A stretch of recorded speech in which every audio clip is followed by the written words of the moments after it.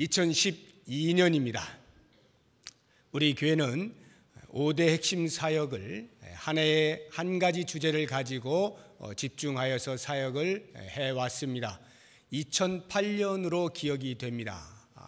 5가지 핵심 사역 가운데 첫 번째였던 예배, 참 예배자로 살게 하소서라고 하는 표어를 가지고 예배에 집중하여 나아간 적이 있습니다. 그리고 2009년 그 다음에는 교육에서 범사에 그에게까지 잘할지라 하는 표어를 가지고 또 한 해 동안 전심전력하였습니다. 2010년은 선교의 해로서 하나님의 선교에 동참하라 하는 표어를 가지고 선교에 주력을 하였습니다. 작년이죠. 2011년 봉사의 해에 충성과 자원함으로 섬기게 하소서라고 하는 표어를 가지고 교회 대내외적으로 최선을 다하여 섬겨보려고 애를 썼습니다. 이제 올해는 5대 핵심 사역 가운데 마지막 5번째인 교제의 해입니다. 이 교제의 해에 우리의 표어는 성령이 하나 되게 하신 것을 힘써 지키라입니다. 어떻게 이것을 기억할 수 있습니까? 매번 예배 나올 때마다 여러분이 보시는 왼쪽에 크게 써 있습니다. 항상 눈으로 한번 읽으시고 우리 교회가 나아갈 방향이로구나 하고 가슴에 새기시면 머지않아 금방 이 표어를 기억하실 수가 있게 될 것이고 이 표어를 따라서 교회가 나아가는 일에 힘을 합할 수가 있게 될 것입니다. 성령이 하나 되게 하신 것을 힘써 지키라 하는 이 말씀은 본문에 그대로 나와 있습니다. 에베소 4장 1절에서 6절을 우리가 읽었는데 3절에 보면 그 말씀이 그대로 나와 있죠. 평안에 매는 줄로 성령이 하나 되게 하신 것을 힘써 지키라. 이 말씀을 중심으로 몇 가지 우리가 1년 동안 우리 교회 나아갈 방향들을 생각해 보도록 하겠습니다. 먼저 성령이 하나 되게 하셨다라고 할 때에 무엇을 하나 되게 하였는가 하는 것부터 알 필요가 있습니다. 당시의 배경으로 돌아가자고 한다면 성령으로 말미암아서 예수 그리스도를 주로 시인하고 예수 공동체 안에 들어온 많은 사람들이 있습니다. 그 사람들이 하나 된다라고 하는 말입니다. 더 쉽게 이야기하면 당시 예수 공동체를 구성하고 있던 큰 두 부류를 나누자고 한다면 첫 번째는 유대인 그리스도인들이고 또 다른 한 부류는 이방인 그리스도인들입니다. 지금 우리는 그에 대한 이해를 잘 하지 못할 수가 있겠습니다만 당시 이스라엘 안에서 예수 공동체라고 하는 것은 어찌 보면 조금은 이상한 집단이었습니다. 왜냐하면 이미 이스라엘은 유대교라고 하는 하나님 유일신을 가지고 섬기고 있는 종교가 있었기 때문입니다. 그런데 거기에 하나님의 메신저로서 온 우주를 온 인류를 구원할 메시아로서의 예수 그리스도를 영접하게 되어질 때 유대교에서 유대인 그리스도인으로 개종이 되는 것입니다. 그러한 사람들이 적지 않았습니다. 그리고 교회 안에는 또 한 부류인 전혀 하나님을 알지 못했어요. 하나님이 어떤 신인지도 알지 못하고 각각 자기들의 마음에 두고 있었던 신들을 섬기는 사람들이 복음을 듣고 예수 그리스도의 구세주 되심을 고백하며 하나님만을 섬기기로 작정하여 들어오게 된 부류가 이방인 그리스도인들입니다. 이와 같이 두 부류의 전혀 다른 배경 속에서 한 공동체 안에 들어오게 되었을 때에 그들 간에 충돌과 갈등이 있었을 것임은 자명한 사실입니다. 바로 이와 같은 현상을 두고 사도 바울이 이야기하는 것입니다. 성령이 하나 되게 하신 것, 즉 교회를 힘써 지켜라 라고 말씀을 하고 있는 것입니다. 그러니까 성령이 하나 되게 하신 것은 다름 아닌 교회입니다. 이 교회의 특성을 정확하게 이해하게 하기 위해서 사도 바울은 비유를 들어주었는데 그것이 우리의 몸입니다. 그래서 4절을 보시면 몸이 하나요 이렇게 이야기하고 있지 않습니까? 몸이 하나다라고 하는 말을 들을 때에 그것에 대해서 거부감을 갖는 사람은 아마도 없을 것입니다. 몸에는 여러 지체들이 있습니다. 손도 있고 발도 있고 눈도 있고 코도 있고 귀도 있습니다. 많은 지체들이 있지만 그 모든 걸 합하여 우리가 몸이라 할 때에 이상하지 않습니다.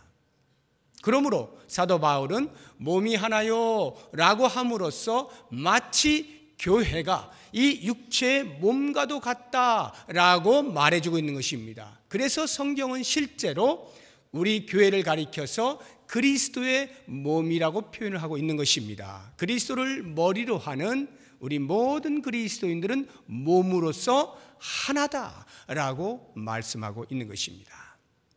이 하나됨을 몸으로 규정할 때에 사도 바울은 고린도 교회를 향해서 더 상세하게 설명을 해 주었습니다. 우리 같이 한번 찾아볼 텐데 고린도전서 12장을 가보시기 바랍니다. 고린도전서 12장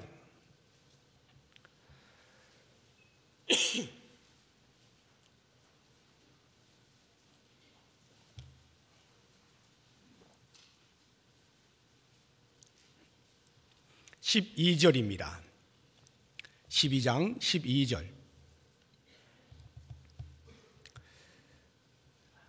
제가 빠른 속도로 읽어보겠습니다. 몸은 하나인데 많은 지체가 있고 몸에 지체가 많으나 한 몸인가 같이 그리스도도 그러하니라. 우리가 유대인이나 헬라인이나 종이나 자유인이나 다 한 성령으로 세례를 받아 한 몸이 되었고 또 다 한 성령을 마시게 하셨느니라.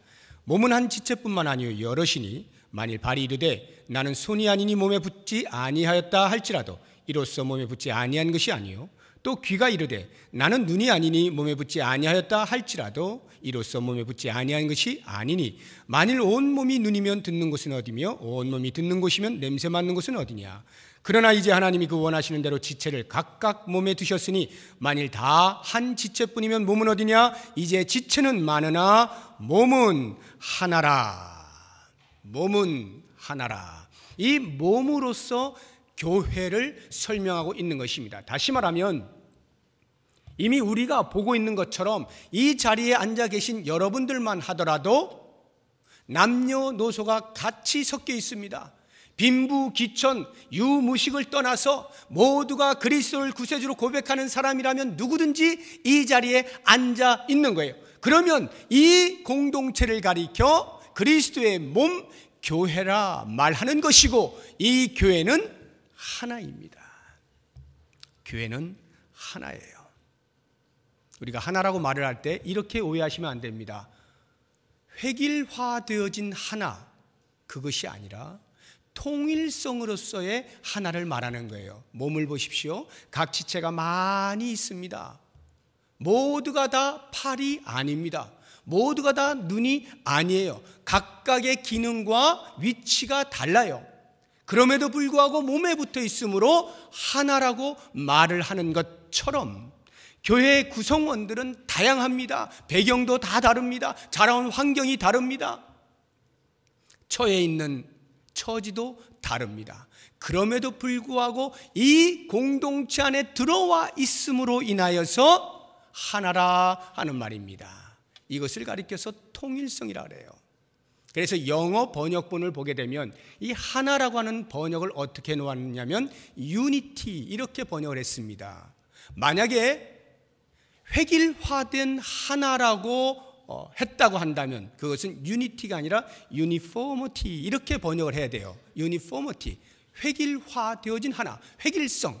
그러나 우리 교회의 하나됨은 그것이 아니라 각각의 기능이 살아있고 각각의 개성이 살아있으면서도 몸에 붙어 있음으로 하나인 유니티, 통일성이다 하는 것을 잊지 말으셔야 돼요. 마치 우리 교회를 가리켜서 제가 늘 쓰는 말이 가족이라 이런 말을 쓰지 않습니까? 우리는 가족입니다. 우리는 한 가족이에요 라고 하는 이 말, 이것이 바로 그것을 나타내주고 있어요. 가족은 운명 공동체라고 부르죠. 여러 사람들이 있는데 골라가지고 야 우리 가족하자 이렇게 해서 형성되어진 공동체가 아니에요. 우리의 선택에 의해서 형성된 공동체가 아니라 운명적으로 주어진 공동체이기 때문에 가족이라 말을 하는 것인데, 이 가족을 가만히 보십시오. 구성원들이 각각 다릅니다. 그럼에도 불구하고 한 가족이라 말을 하는 거예요. 이것이 바로 통일성으로서의 하나다라고 하는 것입니다. 그러므로 성도들 가운데에서 이런 생각을 하고 계신 분이 있다면 지금 당장 버리셔야 됩니다.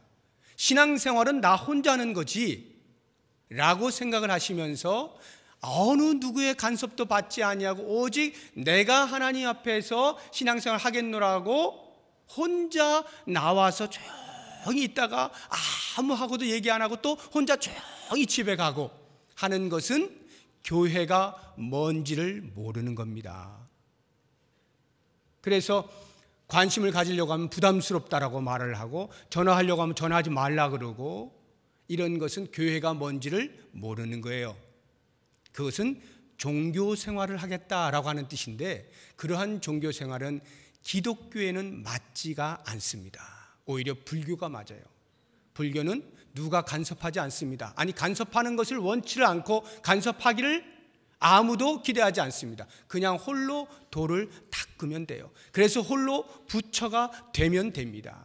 그러나 기독교는 그렇지가 않아요. 혼자 하나님 앞에서 혼자 신앙생활 하는 것이 아니에요. 철저하게 공동체로서, 몸에 붙어있는 각 지체로서 몸의 하나됨, 그 통일성 속에서 움직여지는 거예요. 그러므로 발이 뭘 하는지 모른 채 자기의 기능만 하겠다라고 하는 것은 몸에 있는 것이 아니단 말입니다.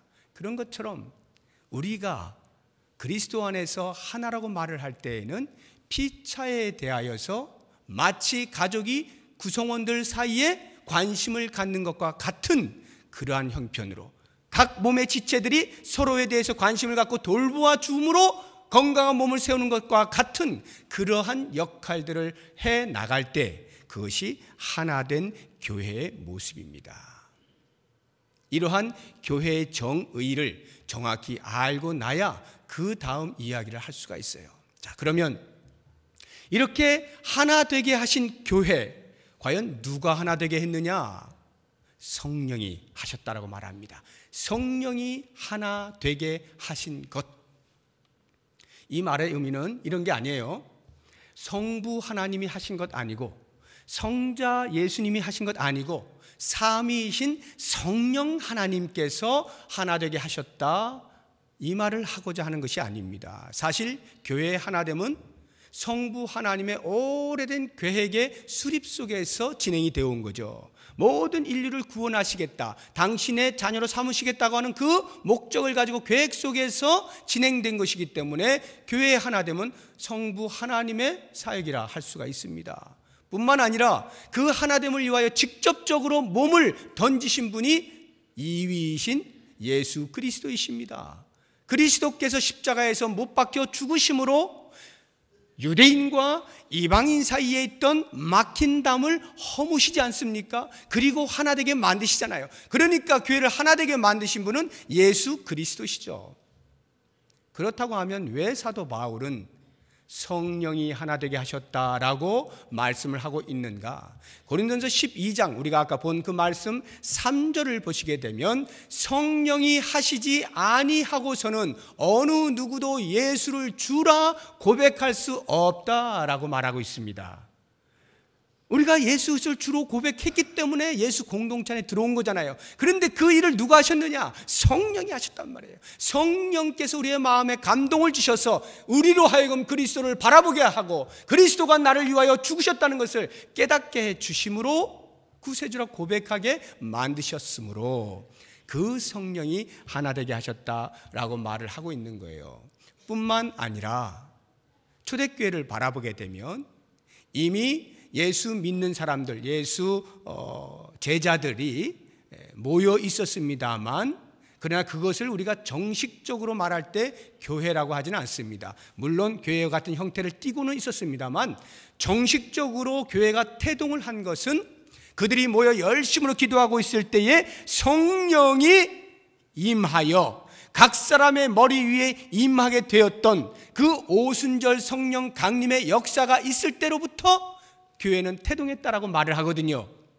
각 사람의 머리 위에 성령이 임하시고 각 사람이 성령이 말하게 하심을 따라서 말하던 그때로부터 교회가 정식으로 출범을 하게 된 것입니다. 그런 차원에서 성령이 교회를 하나 되게 하셨다, 이렇게 이해를 하시면 되겠습니다. 그렇다고 하면 사도 바울이 말할 때 왜 성령이 하나 되게 하셨느냐라고 강조하느냐면, 그것은 아까도 말씀드린 것처럼 성부 하나님이나 성자 하나님이 아닌 성령 하나님이시다를 주장하기 위한 것이 아니라 인간이 하나 되게 만들지 않았다라고 하는 것을 강조하는 거예요. 인간이 우리의 힘으로 하나로 만들었다 아니라는 것입니다. 삼위 하나님께서 하신 일이다, 이 말이에요.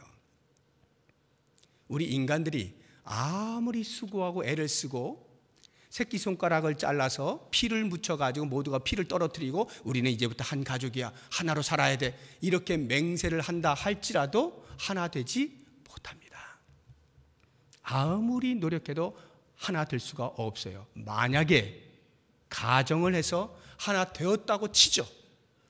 이를 악물고 우리가 노력한 결과 하나로 만들었어요. 그러면 그 이야기는 곧 얼마 안 있어서 다시 깨질 수 있다 하는 말입니다. 왜? 인간이 하나로 만들었으니까 그 하나됨을 파괴할 수 있는 것도 인간이 얼마든지 할 수 있는 거예요. 그러나 교회는 그렇지 않다, 이 말이에요.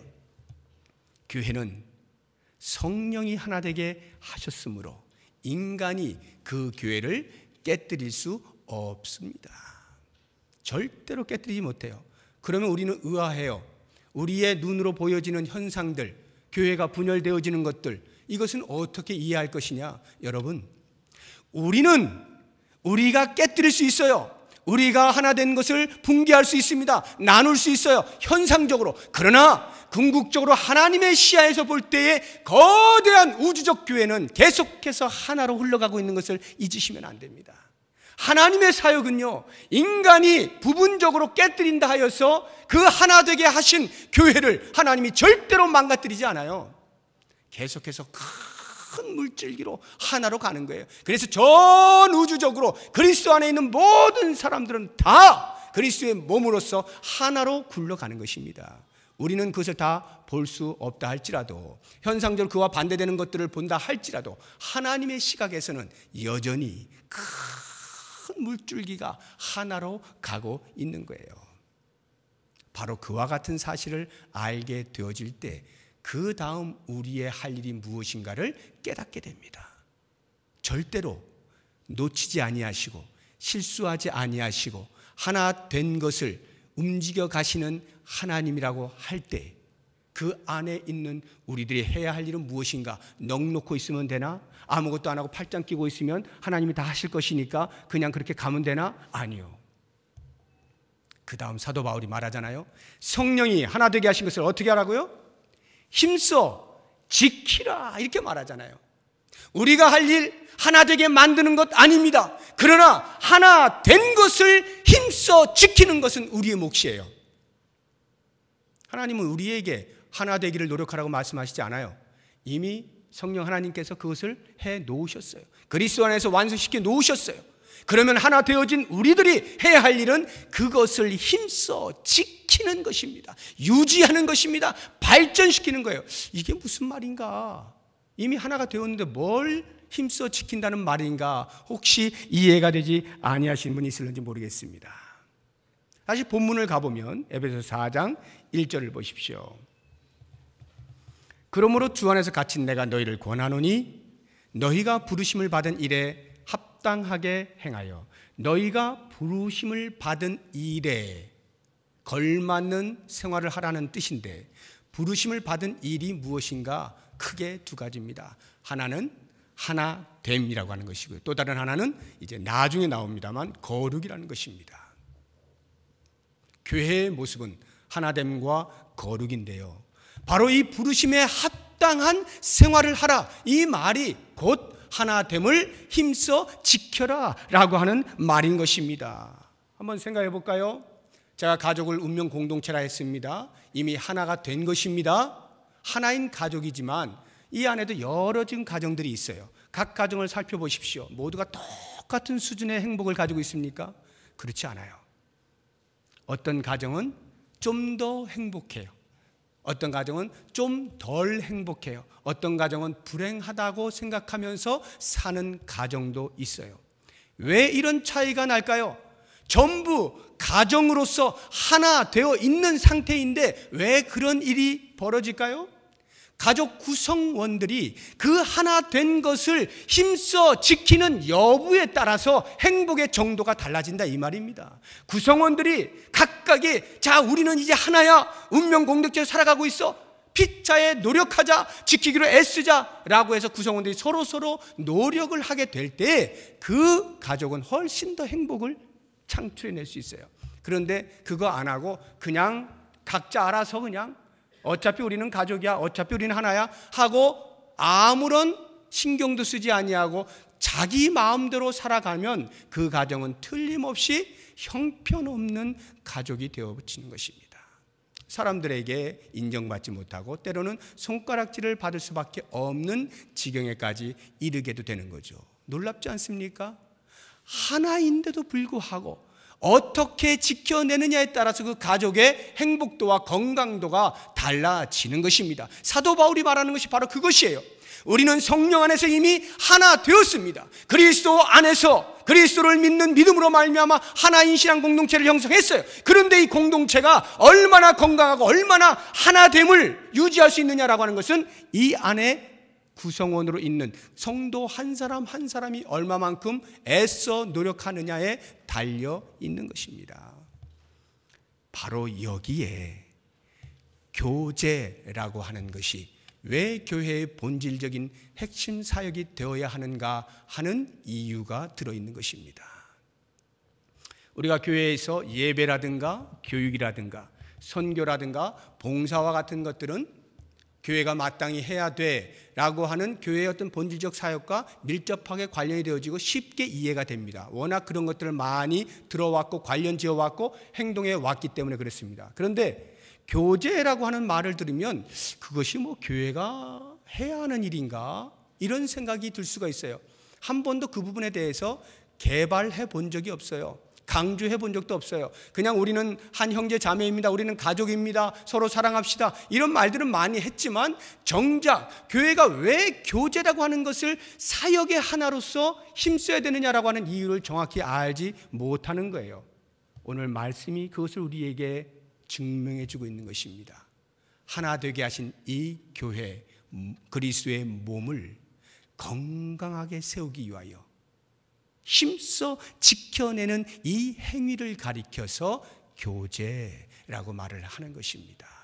그러므로 사랑하는 성도 여러분, 우리 부평동북교회가 2012년도에 교제라고 하는 타이틀 속에서 성령이 하나 되게 하신 것을 힘써 지키라라고 하는 이 표를 가지고 이제 하나됨을 지켜나가는 여러 가지 일들을 하게 되어질 것입니다. 그렇다고 하면 힘써 지킬 때 무엇으로 힘써 지키느냐, 어떻게 힘써 지키느냐 하는 이 부분을 보셔야 되겠습니다. 마지막으로 어떻게 무엇으로 힘써 지킬 것이냐, 2절을 보시게 되면 모든 겸손과 온유로 하고 오래 참음으로 사랑 가운데서 서로 용납하고 평안에 매는 줄로 성령이 하나 되게 하신 것을 힘써 지키라 말씀하고 있습니다. 어떻게 하나됨을 힘써 지킬 수 있는가? 겸손으로, 온유함으로, 오래 참음으로, 서로 용납함으로, 평화를 추구함으로. 그런데 이 모든 것은 다 무엇에 기초하는가? 사랑에 기초합니다. 사랑 가운데에서 겸손히 온유하게 오래 참으면서 피차 용납하고 평화를 추구하면서 나아가게 될 때 그 교회의 하나됨은 잘 유지가 될 수 있는 거예요. 한번 생각해 보세요. 겸손이라고 하는 거, 내가 너보다 나아 이렇게 하면 교만이죠. 그렇게 교만한 사람이 있는 자리에 하나 되는 거 보셨습니까? 내가 너보다 나아 이렇게 주장하는 사람 주변에 사람들이 모여가지고 와 그래요 우리는 다 이렇게 해서 하나 되는 거 보셨어요? 없습니다. 그런데 당신이 나보다 낫습니다 라고 말을 하면 그 사람 주변은 사람들이 몰려들어요. 왜 몰려듭니까? 그래 맞아, 내가 너보다 나아, 네가 나를 인정해 주는구나, 이래서 몰려드는 게 아니에요. 그 사람의 겸손함이 마음을 움직이는 거예요. 그러니까 그 사람들이 다가와서 자기들도 말합니다. 아니요, 무슨 말씀을요, 당신이 저보다 낫습니다. 이렇게 하면서 피차에 서로 겸손을 주고받게 되어질 때에 자기들도 모르는 사이에 하나가 되어 있어요. 얼마나 놀라워요. 온유하다라고 하는 거, 그냥 힘없이 맥없이 이렇게 있는 게 온유가 아니라 그랬죠. 가지고 있는 힘이 있으나, 가지고 있는 권력이 있으나 그것으로 자기 자신을 위하여 사용하지 아니하고 다른 사람을 위해서 베풀 때 그것을 온유하다라고 말을 하는 것인데, 여러분, 만약에 내가 가지고 있는 힘을 가지고 다른 사람을 억압하는 일에 쓰고 있다고 한다면 그 자리에 어찌 하나됨을 볼 수가 있겠어요. 그런데 내가 가지고 있는 재산으로, 내가 가지고 있는 재능으로, 내가 가지고 있는 지식으로, 내가 가지고 있는 건강으로, 내가 있는 시간으로 다른 사람들을 섬기는 일에 쓰고 있다고 한다면 그 주변에 사람들이 몰려들지 않겠습니까? 그리고 저절로 하나 되어져 가는 것을 보지 않겠어요? 분이 차오릅니다. 화가 머리끝까지 올랐습니다. 그래서 흔한 말로 뚜껑을 열어가지고 내가 이만큼 화가 났어라고 보여주는 자리에 하나됨은 없어요. 다 뿔뿔이 흩어집니다. 그런데 그것을 참고 불을 줄이고 점점 줄이고 자기의 기질을 줄여서 그렇게 오랫동안 참을 때 사람들은 그 주변으로 몰려들고 따뜻함에 녹아나는 것입니다. 하나가 되어지는 거죠. 피차가 각각이 갖는 실수들에 대하여 인정해주고 그것들을 용납하는 훈련을 하고 연습하는 그 자리에 하나가 되어지는 거예요.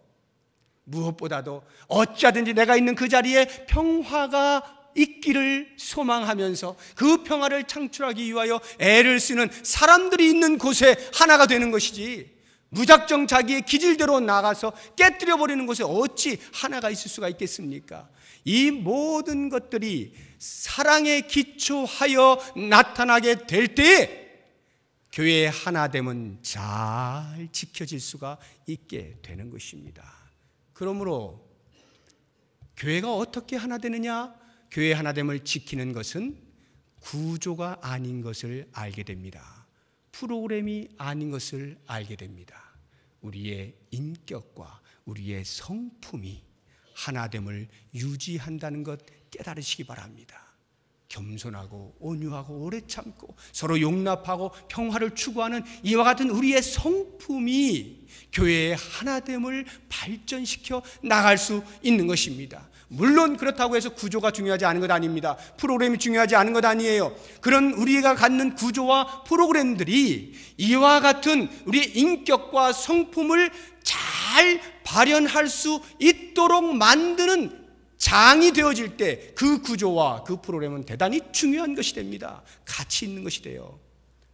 교회의 모든 구조는요, 구조 안에 사람들을 집어넣어서 구조를 유지하기 위하여 존재하는 것이 아니라 이와 같은 교회의 하나됨이라고 하는 본질을 개발하고 발전시키는 그 일을 위하여 존재할 때 가치를 갖게 되는 거예요.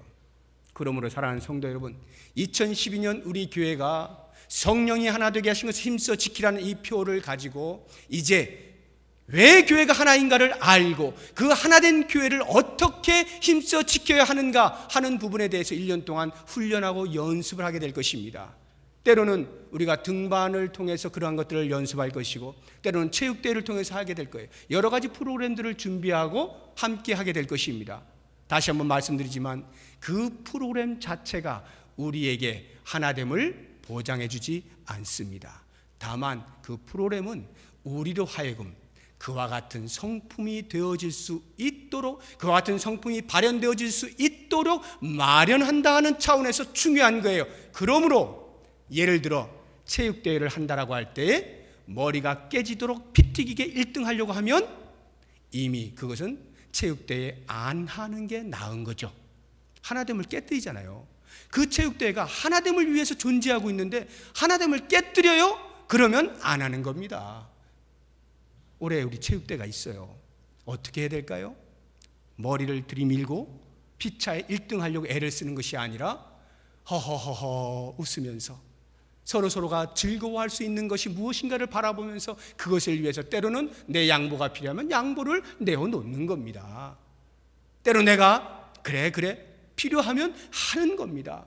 그렇다고 해서 재미없게 하자는 것이 아니에요. 즐거움 가운데서도 얼마든지 이와 같은 성품을 개발해낼 수가 있어요. 겸손하고 온유하고 오래 참고 서로 용납하고 평화를 만들어내는 이런 훈련들을 얼마든지 할 수 있습니다. 아주 좋은 장입니다. 그러한 장들에 들어오게 될 때 우리들이 이 말씀을 기억하면서 그래, 성령이 하나 되게 하신 이 교회 내가 힘써 지켜보자 라고 하는 마음가짐을 가지신다면 너무나 행복한 체육대회가 될 것이고 너무나 행복한 가족 찬양제가 될 것이고 너무나 행복한 등반대회가 될 것입니다. 그렇게 해서 한 해가 마감되어질 때 돌아보니 하나님, 우리가 이렇게 애를 썼습니다. 이렇게 힘써 지키려고 노력했습니다. 만족하시나요? 기뻐하시나요? 물어보면서 하나님이 활짝 웃으실 수 있는 그러한 그림을 그려가시면서 한 해를 승리로 살아가시기를 주의 이름으로 축복합니다. 기도하겠습니다. 하나님 아버지, 이미 우리는 하나인 것을 깨닫습니다. 아직도 하나인 것조차 알지 못하고 각기 소견에 옳은 대로 행동하고 있지는 아니한지 돌아봅니다. 성령이 하나 되게 하신 이 교회 운명 공동체 속에서 그것을 잘 유지하고 발전시키기 위하여 각 성도가 애쓰고 노력함으로 하나님이 기뻐하시고 우리 모두에게 만족이 되는 아름다운 신앙 공동체 이루어 가도록 축복하여 주시옵소서. 예수 그리스도의 이름으로 기도드립니다. 아멘.